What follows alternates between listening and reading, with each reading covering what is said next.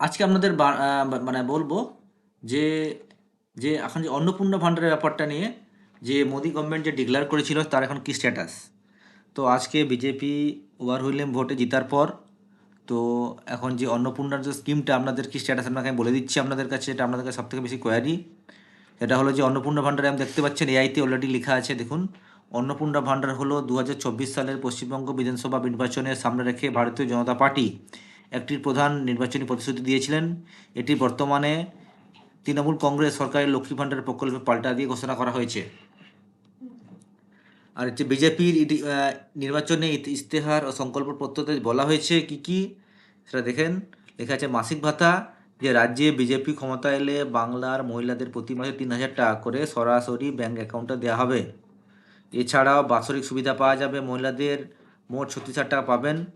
আর তাছাড়া আরও অনেক রকমের প্রতিশ্রুতি করা হয়েছে। ওকে।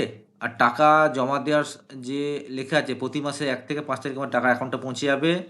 আর একটা কথা বলা হয়েছে, দেখুন, সবথেকে ইম্পর্ট্যান্ট কথাটা বলা হচ্ছে যে বিজেপি নেতৃত্ব দাবি করেছে যে সরকার গঠনের 42 দিনের মধ্যে প্রকল্পের সুবিধা দেওয়া শুরু হবে।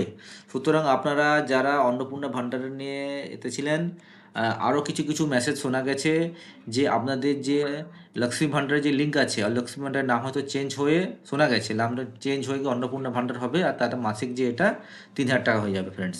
ঠিক আছে। তো অন্নপূর্ণা ভাণ্ডারের এই লেটেস্ট নিউজটা ছিল।